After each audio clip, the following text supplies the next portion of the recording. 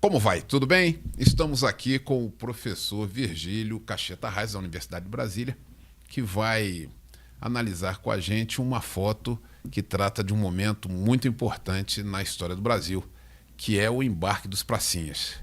Pracinhas vem da expressão militar sentar praça. Professor, como vai? Tudo bem, professor? Tudo bem, obrigado pelo convite. Aterro do Flamengo, os pracinhas se despedindo da população brasileira, e principalmente das normalistas, né? Cinto na cintura, literalmente cinto na cintura, então ela lá se despedindo dos pracinhas. É um momento de muita importância e também de contradição, né? O envio de uma tropa para lutar contra a extrema-direita, tendo o Brasil um regime também de extrema-direita, ainda, né, que não similar ao da Alemanha, mas um regime que, pelo autoritarismo, se identificava, né, com a Itália, por exemplo, Portugal, Espanha, Romênia, né? Então, uma contradição que vai contribuir para acelerar a queda do regime de Getúlio Vargas em 1945. Né? Professor, a gente volta a Getúlio Vargas, mas houve dificuldade do governo federal em selecionar jovens para a incorporação às Forças Armadas. A população, principalmente do Norte e do Nordeste, naquela época, era tomada de problemas de dentição, subnutrição, doenças sexualmente transmissíveis, dentre outras. Estimava-se no início que o Brasil enviaria 100 mil militares para o campo de batalha. Mas as dificuldades fizeram que nós não passássemos de 25 mil. E, inicialmente, eles imaginavam que eles iam combater no norte da África. Talvez lutar contra o general Rommel, mas acabaram indo para a Itália. E eles mesmos não sabiam para onde iam. Quais eram as ideias de Getúlio Vargas, voltando então ao presidente de então, ao enviar essa tropa a participar da campanha da Segunda Guerra? Houve uma insistência da parte do Brasil com relação aos Estados Unidos, que não queriam o envio de tropas do Brasil. Eles consideravam que demoraria a treinar as tropas, que elas não teriam o mesmo grau de eficiência. Mas havia uma insistência também das Forças Armadas no sentido de modernizar. Até porque o Exército Brasileiro vivia no remanescente da missão francesa da década de 20. Isso. Inclusive o maquinário também, poderia se dizer, entre aspas, um maquinário vencido. Isso, desatualizado. A França vai influenciar o Brasil, a Alemanha vai influenciar o Chile, a Bolívia. E depois da Segunda Guerra, os Estados Unidos passam a ser a grande influência. Mas talvez pelas objeções que os Estados Unidos faziam, o processo seletivo brasileiro era mais exigente do que o norte-americano. A altura dos soldados brasileiros, mínima, era maior que a dos americanos. O número de dentes, né, era maior do que o dos soldados americanos. Isso foi possível também porque foi um número reduzido. Enquanto nós enviamos pouco mais de 25 mil, os americanos chegaram a quase 10 milhões. Então, o rigor do processo norte-americano era menor. E uma outra dificuldade, né?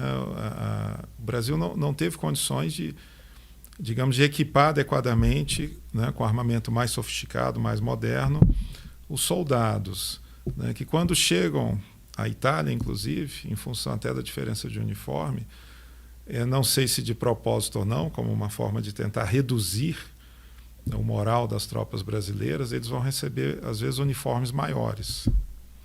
De modo que a apresentação não seria, digamos, tão elegante quanto os soldados dos outros países, né? Mas os soldados brasileiros atuaram com bravura, tiveram perdas relativamente altas, né? As tropas tiveram perdas, né? Ao todo, professor, morreram 460 homens da FEB na Itália, quase 3.000 foram feridos em combate ou sofreram acidentes e também morreram 22 pilotos da FAB. Sim, foi, quer dizer, um número razoável, até porque alguns vão voltar com problemas físicos, né? Ou psicológicos, e na época também nos Estados Unidos, né? E no Brasil não se vai ter a devida atenção, o devido zelo, né? Os Estados Unidos têm um departamento que é equiparado a ministério para tratar de assuntos veteranos, e o Brasil não fez isso, né? Então, muitos pracinhas não vão conseguir, digamos, voltar à vida civil em função de problemas físicos e psicológicos. E, dentro também desse tratamento diferenciado, os milhares de brasileiros que também contribuíram para a frente da Segunda Guerra com os chamados soldados da borracha, né? Recrutados principalmente no Ceará, em função da seca, e que foram, né, lotados literalmente no norte por conta da borracha, sem direitos trabalhistas, sem um tratamento condigno, e depois de anos e anos é que eles vão ter seus direitos reconhecidos e equiparados, né, digamos, quanto ao sacrifício aos pracinhas, né? Professor, o primeiro destacamento militar brasileiro chega à Itália em 16 de julho de 44. E o retorno se dá entre julho e outubro de 45. Foram 11 meses de combate. 11 meses de campanha. O desfile da Vitória, então, ele foi em 18 de julho de 45. E o desfile da Vitória traz, então, um novo ânimo político, sim, inclusive, para a população brasileira, que passa a contestar a figura do presidente Getúlio, sim, Vargas. Inclusive, os que retornavam da guerra estavam proibidos de andar fardados ao retorno, de demonstrarem medalhas ou então de fazerem discursos públicos. Era uma medida do governo, então, para evitar uma politização daquelas figuras. Já provavelmente preocupado o governo, né? Tendo em vista que, desde o final da Primeira Guerra Mundial, as Forças Armadas já tinham essa preocupação política, né? Tanto que nós vamos ter aí o movimento tenentista, vamos ter, né, inspirando-se em certa medida até também na Turquia, né, os oficiais chamados jovens turcos, né? E em 45 isso vai se acentuar, né, porque o regime já estava com 15 anos, né? E você luta contra o nazifascismo, contra a extrema-direita, e chegando aqui vai se adequar a um regime de extrema-direita, né? Então, o governo tinha de se preocupar, mas mesmo assim não foi suficiente, né? E em dezembro de 45, ou Getúlio renuncia, ou Getúlio é deposto, dependendo da versão, né? E 3 generais fortíssimos, muito, digamos assim, com bastante poder, com bastante força, Cordeiro de Farias, Gaspar Dutra e Góes Monteiro, cercam o Palácio Presidencial, não é isso? Dando praticamente fim ao Estado Novo.